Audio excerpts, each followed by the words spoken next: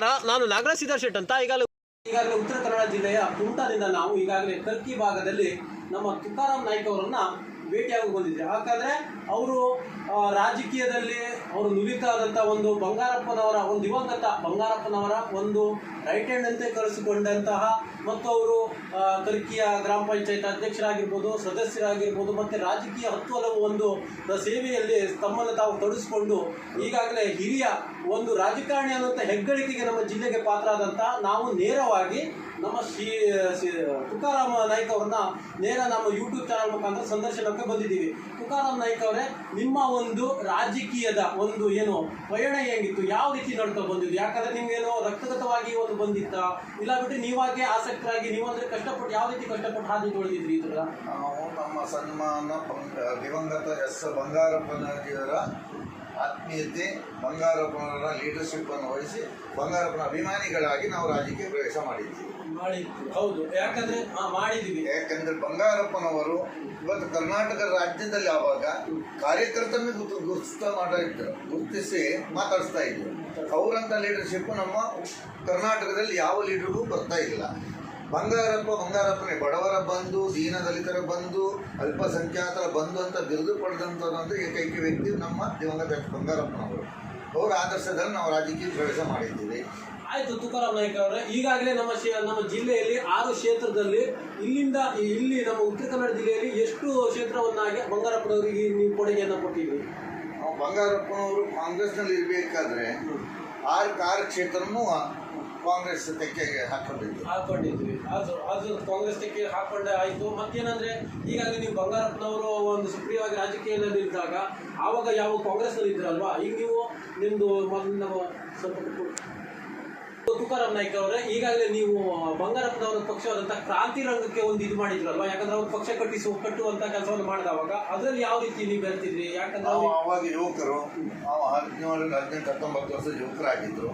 ಬಂಗಾರಪ್ಪನವರ ಪರವಾಗಿ ನಾವು ಹಳ್ಳಿ ಎಲ್ಲ ಕಡೆ ಓಡಾಟ ಮಾಡಿ ಬಂಗಾರಪ್ಪನವರ ಕೈಯನ್ನು ಬಲಪಡಿಸಿದ್ವಿ. ಉತ್ತರ ಕನ್ನಡದಲ್ಲಿ ಅದು ಭಟ್ಕಳ ಕ್ಷೇತ್ರ, ಕುಮಟಾ ಕ್ಷೇತ್ರದಲ್ಲಿ. ಈಗಾಗಲೇ ನಿಮ್ಮದು ಕುಮಟಾ ಕ್ಷೇತ್ರಕ್ಕೆ ಬರ್ತದೆ. ಮತ್ತೇನಂದ್ರೆ ಈ ಕಲ್ಕಿ ಭಾಗದಲ್ಲಿ ನೀವು ಒಳ್ಳೆ ರೀತಿಯ ಸೇವೆಯನ್ನು ಕೊಟ್ಟಿದ್ರಿ. ಮತ್ತೇನಂದ್ರೆ ಈ ಕ್ರಾಂತಿ ರಂಗ, ಮತ್ತು ನೀವು ಏನು ಈ ಹಿಂದುತ್ವದ ವಿಷಯಕ್ಕೆ ಬಂದವಾಗ ಈಗಾಗಲೇ ನಿಮ್ಮ ಧರ್ಮದ ವಿಷಯ ಬಂದಾಗ ಮತ್ತೆ BJP ಪಕ್ಷಕ್ಕೆ ಏನಾದರೂ ಬಲವನ್ನು ತುಂಬಿದ್ರಾ? ನಾವು ಸಾಧಾರಣ 25-30 ವರ್ಷ ಭಾರತೀಯ ಜನತಾ ಪಾರ್ಟಿಯಲ್ಲಿ ಕೆಲಸ ಮಾಡಿದ್ದೀವಿ.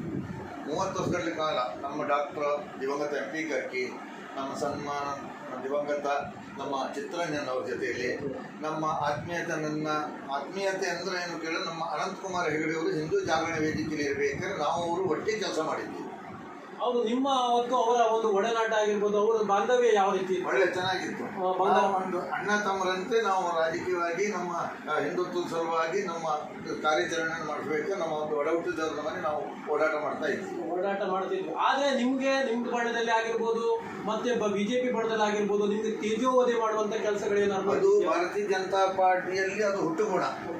ಯಾಕಂದ್ರೆ ತೇಜೋವಧಿ ಮಾಡುವುದು, ದುಡ್ದಂಥ ಕಾರ್ಯಕರ್ತನ ಹಳ್ಳ ಹಿಡಿಸೋದು ಅವ್ರದ್ದು ರಕ್ತಗತವಾಗಿ ಬಂದದ್ದು. ಯಾಕಂದ್ರೆ ನಾನು 30 ವರ್ಷದಲ್ಲಿ ಅನುಭವ ಕೊಟ್ಟಿದ್ದೇನೆ. 30 ವರ್ಷದಲ್ಲಿ ನೀವು ಅನುಭವ ಪಟ್ಟಿದ್ದೀರಿ. ಮತ್ತು ಈಗ ಯಾವ ರೀತಿ ರಾಜಕೀಯದಲ್ಲಿ ನೀವು ಸಕ್ರಿಯವಾಗಿದ್ದೀರಿ? ಯಾವ ರೀತಿಯಲ್ಲಿ ಕೆಲಸ ಕಾರ್ಯಗಳನ್ನು ನಿಮ್ಮ ಜನರಿಗೆ, ಒಂದು ಕ್ಷೇತ್ರ ಜನರಿಗೆ ಆಗಿರ್ಬೋದು, ಯಾವ ರೀತಿ ಕೊಡುಗೆಯನ್ನು ಕೊಡ್ತಾ ಇದ್ದೀರಿ? ನಾನು ಬಡವರ ಬಗ್ಗೆ, ನ್ಯಾಯ ರೀತಿ ಬಗ್ಗೆ ಯಾರು ಇರ್ತಾರೋ ಅವರು ಬೆಂಬಲಿಗರಾಗಿ ನಾನು ಅವ್ರ ಸಲುವಾಗಿ ಕೆಲಸ ಮಾಡೋದು ಸಿದ್ಧವಾಗಿದ್ದೀನಿ. ಇವತ್ತು ನಾನು 65ನೇ ವರ್ಷದಲ್ಲಿದ್ದರೂ ಕೂಡ ಯುವಕರಂತೆ ಹೋರಾಟ ಮಾಡಿ ಅವರ ಬಲವನ್ನು ಕೊಡ್ತೀನಿ. ನಾನು ಬಲವನ್ನು ಕೊಟ್ಟುವಂಥದ್ದಾಯಿತು. ಆದರೆ ಈಗಾಗಲೇ ನೀವು ಕುಮಟಾ ಹೊನ್ನಾವರ ಆಗಿರ್ಬೋದು, ಭಟ್ಕಳ ಹೊನ್ನಾವರ ವಿಧಾನಸಭಾ ಕ್ಷೇತ್ರಕ್ಕೆ ನೀವು ಒಂದು ಶಾಸಕರ ಒಂದು ಏನು ಆಕಾಂಕ್ಷಿ ಆಗಿದ್ರೆ, ಶಾಸಕರ ಒಂದು ಟಿಕೆಟ್ಗೆ ಆಕಾಂಕ್ಷಿ ಆಗಿದ್ದೀರಾ ಹೇಗೆ? ನಮ್ಮ ಸನ್ಮಾನ ದಿವಂಗತ ಚಿತ್ತರಂಜನ್ ಅವರ ತೆರವಾದ ಸೀಟಿಗೆ ನಮ್ದು ಒಂದು 2 ಮಂದಿ ಹೆಸರು ಫಸ್ಟು ಬಂದಿತ್ತು. ಯಾಕಂದರೆ ಕರ್ಕಿಯಿಂದ ತುಕಾರಾಮ್ ನಾಯ್ಕ, ಬಳಕೋದಿಂದ ಕೇಶವ ನಾಯ್ಕ ಅಂತ ಹೇಳಿ ಅದು ಏನೋ ಒಂದು ಅದ್ಭುತವಾಗಿ ನಮ್ಮ ನಮ್ಮ ಹೋರಾಟ ನೋಡಿ ಮುಂದೆ ಇವರು ಬಲವಾಗಿ ಬೆಳೀತಾರೆ ಹೇಳುವಂಥ ಒಂದು ಉದ್ದೇಶ ನಮ್ಮ ಇಬ್ಬರನ್ನು ಕೈ ಬಿಟ್ಟು 3ನೇ ವ್ಯಕ್ತಿಗೆ ಟಿಕೆಟ್ ಕೊಟ್ಟಿದ್ದಾರೆ. ಆಯಿತು ತುಕಾರಾಮ್ ನಾಯ್ಕ ಅವರೇ, ಈಗಾಗಲೇ ನೀವು ಕುಮಟಾ ಹೊನ್ನಾವರ ಆಗಿರ್ಬೋದು, ಮತ್ತೆ ಭಟ್ಕಳ ಹೊನ್ನಾವರ ಕ್ಷೇತ್ರ ಆಗಿರ್ಬೋದು, ಈಗಾದರೂ ನೀವು ಆ ಟಿಕೆಟ್ಗೆ ಆಕಾಂಕ್ಷಿ ಆಗಿದ್ರಾ? ಇವಾಗ ಆಗೋದು ಈಗ. ಯಾಕಂದ್ರೆ ಈಗ ಹಣದ ಬಲ ಬೇಕು, ಜನರ ಬಲದಕ್ಕಿಂತ ಹಣ ಬಲ ನಮ್ಗೆ ಅಷ್ಟಿಲ್ಲ. ಹಣ ಬಲ ಇದ್ದರೆ ಎಷ್ಟೊಂದು ಚುನಾವಣೆ ಫೇಸ್ ಮಾಡ್ಬೋದು. ಅಲ್ಲ, ನೀವು ಒಂದು ಬೇಡಿಕೆಯನ್ನ ಇಡ್ಬೋದಲ್ಲ. ಯಾಕಂತ ಕೇಳಿದ್ರೆ ನಿಮ್ಗೆ ಬೇಕಾಗಿ ಹಣದ ಬಲದಿಂದ ಎಲ್ಲರನ್ನು ಯಾವುದಕ್ಕೂ ಅಳಿಯೋದಕ್ಕೆ ಆಗೋದಿಲ್ಲ. ಯಾಕಂತ ಕೇಳಿದ್ರೆ ನಾವು ಯಾವುದೋ ಒಂದು ಪಕ್ಷದಲ್ಲಿ ಆಗಿರ್ಬೋದು, ನೀವು ಬಿಜೆಪಿನ ಆಗಿರ್ಬೋದು, ಕಾಂಗ್ರೆಸ್ ಆಗಿರ್ಬೋದು, JDS ಆಗಿರ್ಬೋದು, ಯಾವುದೇ ಒಂದು ಪಕ್ಷದಲ್ಲಿ ನಾನು ಕೂಡ ಆಕಾಂಕ್ಷಿ ಆಗಿದ್ದೇನೆ. ಯಾಕಂದ್ರೆ ಮುಂದಿನ ದಿನಗಳಲ್ಲಿ ನಾವು ಕ್ಷೇತ್ರ ವ್ಯಾಪ್ತಿಯಲ್ಲಿ ಆಗಿರ್ಬೋದು ಮತ್ತೆ ಜಿಲ್ಲಾ ವ್ಯಾಪ್ತಿಯಲ್ಲಿ ಒಂದೇ ಕೊಡುಗೆಯನ್ನು ಕೊಡಬೇಕು. ಇಲ್ಲಿ ಜನರ ಒಂದು ನೀವೇನಾದ್ರೂ ಕರ್ಕಿ ಮಟ್ಟಿಗೆ ಒಂದು ನಿಮ್ಮ ಒಂದು ಕೊಡುಗೆಯನ್ನು ಕೊಡ್ತಾ ಇದ್ದೀರಿ, ಸೇವೆಯನ್ನ ಕೊಡ್ತಾ ಇದ್ದೀರಿ. ಆದ್ರೂ ನಿಮ್ಮ ಕ್ಷೇತ್ರ ವ್ಯಾಪ್ತಿಯಲ್ಲಿ ಆಗಿರ್ಬೋದು, ನಮ್ಮ ಜಿಲ್ಲಾ ವ್ಯಾಪ್ತಿಯಲ್ಲಿ ನೀವು ಕೊಡುಗೆ ಕೊಡೋದಕ್ಕೆ ಉತ್ಸುಕರಾಗಿದ್ದೀರಾ?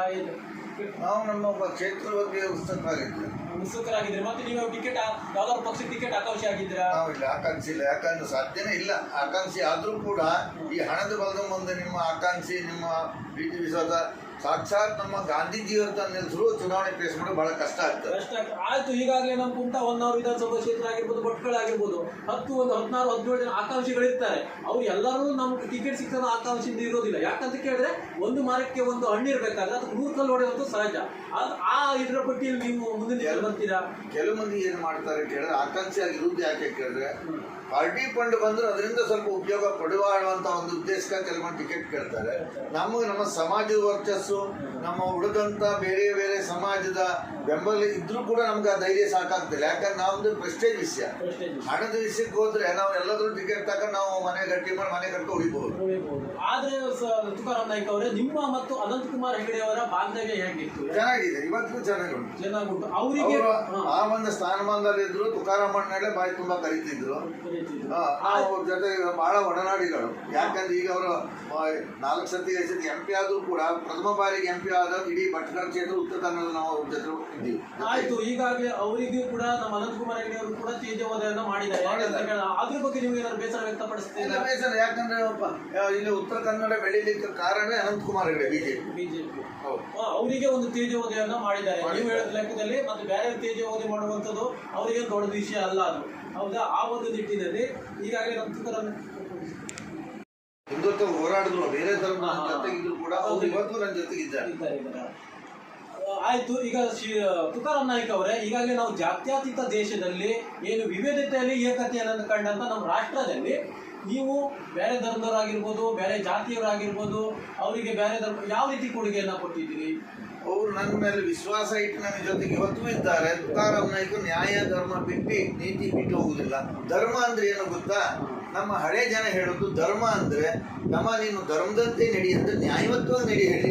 ಧರ್ಮ ಅಂದ್ರೆ ಹಿಂದೂ ಮುಸ್ಲಿಂ ಧರ್ಮ ಅಲ್ಲ, ಧರ್ಮಕ್ಕೊಂದು ನ್ಯಾಯ, ಧರ್ಮದಂತೆ ನಡಿ ಹೇಳ್ತಾರೆ. ಆವಾಗ ನನ್ನ ಅಲ್ಪಸಂಖ್ಯಾತರು, ದಲಿತರು ಎಲ್ಲ ನನ್ನ ಜೊತೆಯಲ್ಲಿ ಯಾವಾಗಲೂ ಇರ್ತಾರೆ.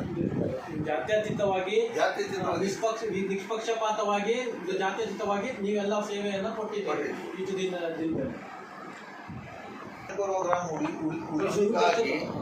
ಉಳಿವಿಗಾಗಿ ನಾವು ರಸ್ತೆ ತಡೆ ಮಾಡಿ ಹೋರಾಟ ನಡೆಸ್ಕೊಂಡು ನಮ್ಮ ಪಾಯನ್ಪುರವನ್ನು ಒಂದು ಸದೃಢವಾಗಿ ಇಸ್ಲಿಕ್ಕೆ ಕಾರಣವಾಗಿದ್ದೀವಿ. ನಾವು ಪಾಯನ್ಪುರ ರೋಡ್ ಆಗಲಿ, ನೀರು ಯೋಜನೆ ಆಗಲಿ ಎಲ್ಲ ಕೊಡಿಸಿದ್ದೀವಿ.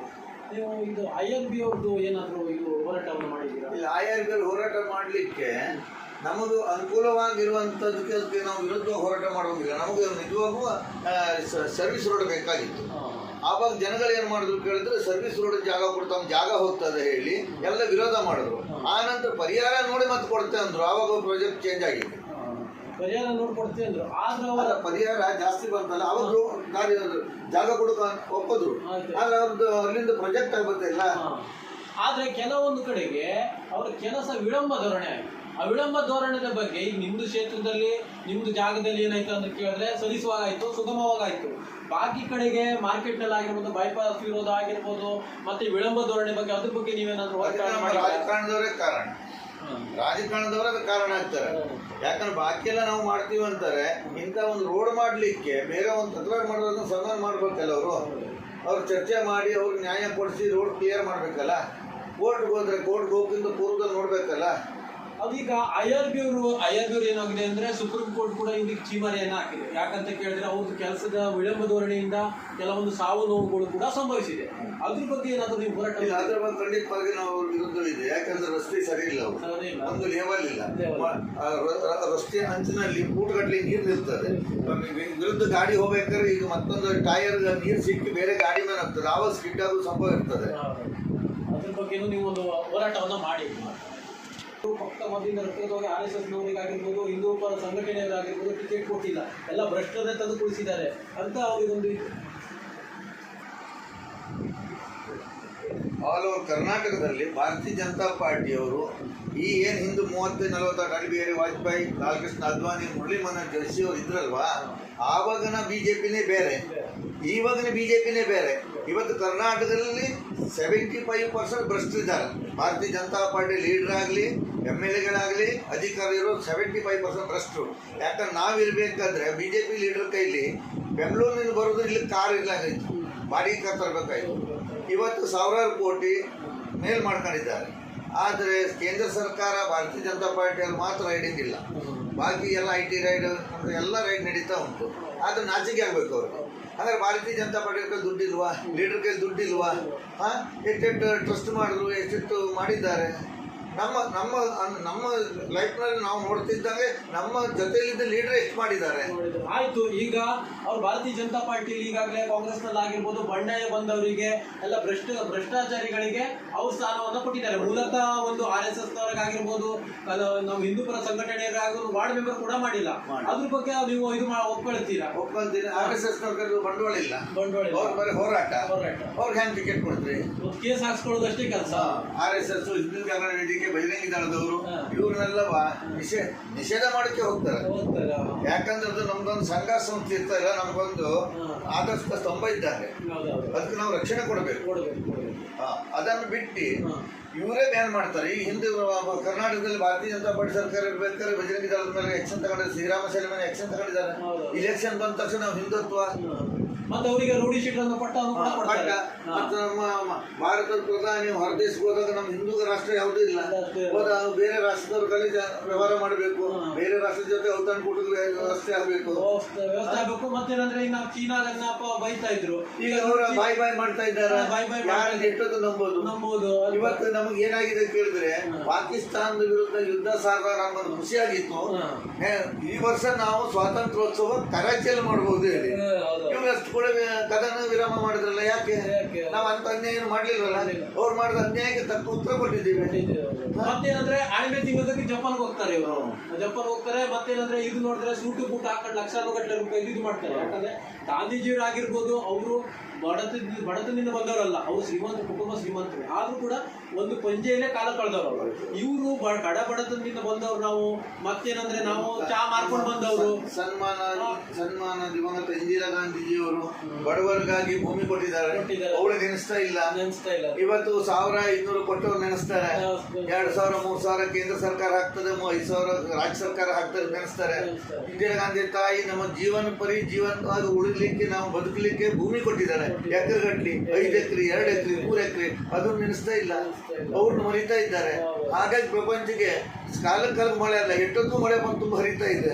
ಇವರು ಮಾಡಿದ ಪಾಪಕರ್ಮ ಜಾಸ್ತಿ ಆಗಿ ನೋಡಿ ಪ್ರಪಂಚ. ನೋಡಿ ನಾವು ಹೇಳೋದಲ್ಲ, ಪ್ರಪಂಚ ಕಾಣ್ತಾ ಉಂಟು. ಪಾಪ ರೈತರು ಬೆಳೆದ ಬೆಳೆ ಕೊಡುತ್ತೆ, ಬೆಲೆ ಬರ್ತಾ ಇದೆ. ಅವ್ರನ್ನ ರಕ್ಷಣೆ ಮಾಡೋರು ಯಾರು? ಬಾಕಿ ಕೆಲವು ಹೋರಾಟ ಮಾಡ್ತಾ ಅಂತಾರೆ, ರೈತರ ಪರ ಹೋರಾಟ ಮಾಡ್ತಾ ಅಂತಾರೆ. ಬೆಳೆ ಕಳ್ಕೊಂಡರೂ ಪರಿಹಾರ ಕೊಡ್ಕೊಳ್ಳಿ ಫಸ್ಟ್. ಈಗ ಪರಿಸ್ಥಿತಿ ಬರ್ತಾ ಇದ್ದಾರೆ. ಈಗ ನೋಡಿ, ಈಗ BCCI ಚೇರ್ಮನ್ ಆಗಿದ್ದಾರೆ. ಯಾಕಂದ್ರೆ ಅಮಿತ್ ಶಾ ಅವ್ರ ಮಗನೇ ಆಗಿದ್ದಾರೆ. ಅವ್ರು ಬಾಲ್ ಅಂದ್ರೆ ಏನ್ ಹೇಳಿ ಗೊತ್ತಿಲ್ಲ, ಏನಿದ್ರು ಅದೇ. ಮತ್ತೇನಂದ್ರೆ ಗಡಿಪ ಅವ್ರು ಕೆಲವೊಂದಿದ್ರು ಹೋರಾಟದಲ್ಲಿ ಆಗಿರ್ಬೋದು. ಏನು ಅಡ್ವಾಣಿ ಅವರು ರಾಮ ಮಂದಿರ ಬಗ್ಗೆ ಹೋರಾಟ ಮಾಡಿದ್ರು, ಅವರನ್ನೇ ಮೂಲ ಗುಂಪು ಮಾಡಿದ್ರು. ಇವರಿಬ್ರು ಸೇರಿ ಇಡೀ ದೇಶಕ್ಕೆ ಗೊತ್ತಿದೆ, ಬಾಯಿ ಮುಚ್ಚ ಗೊತ್ತಿದ್ದಾರೆ. ಮತ್ತೆ ಅದು ನಮ್ಮ ಮಹಾಭಾರತ ಭೀಷ್ಮ ಇದ್ದಂಗೆ ಇತ್ತು. ಯಾರು ಲಾಲ್ ಕೃಷ್ಣ ಅಂತವನ್ನೇ ಮೂಲೆ ಗುಂಪು ಮಾಡಿದಂತ ಮಹಾನುಭಾವರು. ಮತ್ತೆ ಬ್ಯಾಕರ್ ಕೇಳ್ತಾರೆ, ನಮ್ಮ ಪಕ್ಷದಲ್ಲಿ 75 ವರ್ಷದವ್ರಿಗೆ ಟಿಕೆಟ್ ಕೊಡಲ್ಲ ಅಂತ. ಇವ್ರು 75 ವರ್ಷ ದಾಟೋಗ್ತಲ್ಲ, ಮೋದಿ ಅವ್ರು ದಾಟಲ್ಲ. ನಿಮ್ಗೊಂದು ಕಾನೂನು, ಅವ್ರಿಗೊಂದು ಕಾನೂನು. ಹೇಳ್ತಾ ಹೋದ್ರೆ ನಮ್ಮ ಪ್ರಪಂಚನೇ ಸರಿ ಇಲ್ಲ, ನಮ್ಮ ದೇಶನೂ ಸರಿ ಇಲ್ಲ. ಒಂದೇ ಕಾನೂನು ಮಾಡಿ. ಅದೇ ಅದು ಪಕ್ಷಕ್ಕೆ ಸೀಮಿತ ಅಷ್ಟೇ ಕಾನೂನು. ಯಾಕಂದ್ರೆ ಸಂವಿಧಾನಕ್ಕೆ ವಯಸ್ಸಿಲ್ಲ. ಯಾಕಂದ್ರೆ ನಮ್ಮ ದೇವೇಗೌಡರಾಗಿರ್ಬೋದು, ಅವರು 92 ವರ್ಷಕ್ಕೂ ನಾಮಿನೇಷನ್ ಮಾಡ್ಬೋದು. ಇವರು ಪಕ್ಷಕ್ಕೆ ಅನ್ಯಾಯ ಮಾಡುವಂತದ್ದು. ಮತ್ತೇನ ನೋಡಿ, 75 ವರ್ಷ ಆದವರಿಗೆ ಎಲ್ಲರಿಗೂ ತೆಗೆದಾಕ್ಬಿಟ್ರು ಈ MLA ಚುನಾವಣೆಗೆ. ಯಡಿಯೂರಪ್ಪನ ಹೋರಾಟ ಮಾಡ್ಕೊಂಡು ಯಡಿಯೂರಪ್ಪನ ಆಗ್ತಾ ಇದ್ರೆ, ಮತ್ತೆ ಜಗದೀಶ್ ಶೆಟ್ಟರನ್ನು ತೆಗೆದಾಕಿದ್ರು. 75 ವರ್ಷ ಆಯ್ತು ನಿಮಗೆ, ಹೋಗಪ್ಪ ಅಂತ. ನಿಮ್ದಂತೂ ಒಂದೇ ತಗೊಂಡು ಹೋಗ್ಬೇಕು. ಸಮಯ ಸಾಧಕರಲ್ಲ ನಾವು ಜಾತ್ಯತೀತ ಪಕ್ಷದವರು. ಈಗ ಭಾರತೀಯ ಜನತಾ ಪಾರ್ಟಿ ಇದು ನಮ್ಮ ತತ್ವ ಸಿದ್ಧಾಂತ ಬಿಡುವುದಿಲ್ಲ, ನಾವು ಜಾತ್ಯತೀತವಾಗೇ ಇರ್ತಾರೆ. ಅದ ಸಹಿಸ್ಕೊಳ್ಬಾರ್ದು ಕೆಲವು ಮಂದಿಗೆ. ಈಗ ಭಾರತೀಯ ಜನತಾ ಪಾರ್ಟಿಯಲ್ಲಿ ಮಾಡುವುದೇನು, ಹಿಂದುತ್ವ ಹೇಳಿ ಹಾಗೆಯೇ ಬಾಕಿಯವರಿಗೆಲ್ಲ ಮುಸ್ಲಿಂ ಒಳಂತದ್ದು ಸಪೋರ್ಟ್ ಮಾಡ್ತಾರೆ, ನಾವು ನೇರ ಸಪೋರ್ಟ್ ಮಾಡ್ತೀವಿ. ಆದ್ರೆ ಈಗ ನೋಡಿ ಬಿಜೆಪಿ ಪಕ್ಷದಲ್ಲಿ ಏನೇನು ದೊಡ್ಡ ಜನ ಇದ್ದಾರೆ ಅವ್ರು ಮುಸ್ಲಿಮ್ಸರನ್ನೇ ಜಾಸ್ತಿ ಮದುವೆ ಆಗಿರೋದಂತೆ. ಅದನ್ನ ಇವತ್ತು ದೇಶದಲ್ಲಿ ನಿಮ್ಮ ಹೇಳ್ತೀನಿ, ದೇಶದಲ್ಲಿ ಕಷಾಯ ಕಾರ್ಖಾನೆ ಯಾರು ಅಣ್ಣ? ಬಿಜೆಪಿ ಲೀಡರ್ ದೇವ ಹೆಸರು ಮಾತ್ರ ಮುಸ್ಲಿಂ ಹೆಸರಿದ್ದಾರೆ. ವಿಚಾರ ಮಾಡಿ ಅದನ್ನು ತನಿಖೆ ನಡೆಸಿದೆ. ಈಗ ಅವರೇ ಹೆಚ್ಚಿನದಾಗಿ ಮದುವೆ ಆಗಿರೋದು, ಮುಸ್ಲಿಮ್ಸ್ರಿಗೆ ಮದುವೆ ಆಗಿರೋದು, ಅಡ್ವಾಣಿ ಮೊಮ್ಮಗಳಾಗಿರ್ಬೋದು, ಎಲ್ಲರೂ ಕೂಡ ಅವರೇ ಮದುವೆ ಆಗಿದ್ದಾರೆ. ಆದ್ರೆ ಈ ಪಕ್ಷ ಏನಾಗಿದೆ ಕೇಳಿದ್ರೆ ಹಿಂದುತ್ವದ ಗೋವಿನ ಮುಖವಾಡ ಧರಿಸ್ಕೊಂಡಿರೋ ವ್ಯಾಘ್ರ ಏನಂತೀವಲ್ವಾ, ಆ ಪಕ್ಷವಾಗಿ ಹೊನ್ನಾವರ ತಾಲೂಕಿನಲ್ಲೂ ಕೆಲವು ಮಂದಿ ಮೀಡಿಯಾದಲ್ಲಿ ಗೋ ರಕ್ಷಣೆ ಬಗ್ಗೆ ಹಾಕ್ತಾರೆ. ಒಂದು ಗೋ ಆಕ್ಸಿಡೆಂಟ್ ಆಗಿ ಬಿದ್ದರೆ ಅದನ್ನು ನೋಡುವರಿರುವುದಿಲ್ಲ. ನಾವಿಲ್ಲಿ ಸ್ಥಳೀಯರು ತಗೊಂಡು ಅದು ಉಪಚಾರ ಮಾಡಿ ಅದಕ್ಕೆ ಸೈಡ್ ಆಗಿ ಇಟ್ಟಿವಂತೆ ಉಲ್ಲಾಸ ನಾವು ಕೊಡಬೇಕು. ಮೀಡಿಯಾದಲ್ಲಿ ಕೊಚ್ಕೊಂತಾರೆ ನಾವು ಗೋ ರಕ್ಷಕರು. ಒಂದು ಆಕಳನ್ನು ಯಾರು ಕದ್ರು ಅಂದ್ರೆ ಎಷ್ಟು ಹೈಲೈಟ್ ಮಾಡ್ತಾರೆ, ದಿವಸ ಎಷ್ಟು ಆಕಳ ಸಾಯ್ತದೆ ರಸ್ತೆಯಲ್ಲಿ, ಅದಕ್ಕೆ ರಕ್ಷಣೆ ಕೊಡೋದಿಲ್ಲ. ರಕ್ಷಣೆ ಕೊಡುವಂತ ಕಾರ್ಯ ಧನ್ಯವಾದಗಳು ತುಕಾರಾಮ್ ನಾಯ್ಕ ಅವರು. ಈಗಾಗಲೇ ನಮ್ಮ ತುಕಾರಾಮ್ ನಾಯ್ಕ ಅವರು ತಮ್ಮ ಮನದಾಳದ ಮಾತನ್ನ ಆಡಿ ಮತ್ತೇನಂದ್ರೆ ಅವರ ಒಂದು ಒಳಗಿನ ಮಾತಾಡಿಬಿಟ್ಟು ತಮ್ಮ ಅಭಿಪ್ರಾಯವನ್ನು ವ್ಯಕ್ತಪಡಿಸೋದಕ್ಕೆ ನಾವು ಯೂಟ್ಯೂಬ್ ಚಾನಲ್ ಮುಖಾಂತರ ಅವರಿಗೆ ಒಂದು ಸ್ವಾಗತವನ್ನು ಕೂಡ ಕೋರ್ತೀವಿ ಮತ್ತು ಅಭಿನಂದನೆ ಕೂಡ ಕಳಿಸ್ತೀವಿ. ಯಾಕಂದ್ರೆ ಅವರಿಗೆ ಆದಂತ ಒಂದು ನೋವಿನ ಬಗ್ಗೆ ಆಗಿರ್ಬೋದು, ಬಿಜೆಪಿ ಪಕ್ಷದವರು ಮಾಡಿರುವಂತ ಅನ್ಯಾಯದ ಬಗ್ಗೆ ಆಗಿರ್ಬೋದು, ಅವರು ವಿಸ್ತಾರವಾಗಿ ತಮ್ಮ ಮನದಾಳದ ಮಾತಿನ ಮುಖಾಂತರ ತಮ್ಮ ಅಭಿಪ್ರಾಯವನ್ನ ವ್ಯಕ್ತಪಡಿಸಿಕೊಂಡಂತಕ್ಕೆ ನಾವು ನಿಮಗೆ ಒಂದು ಅಭಿನಂದನೆಯನ್ನ ಸಲ್ಲಿಸ್ತಾ ಇದ್ದೇವೆ.